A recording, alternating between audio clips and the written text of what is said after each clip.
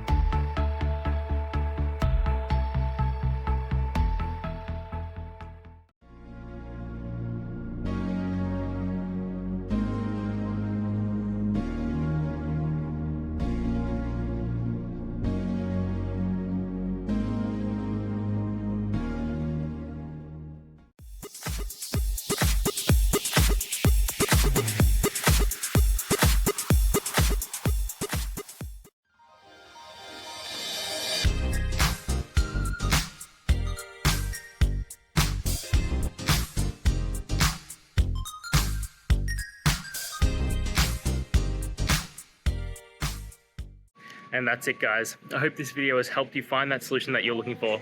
If it did, please hit the subscribe button. I'd really appreciate it. And until next time, I hope you have a good one. Cheers.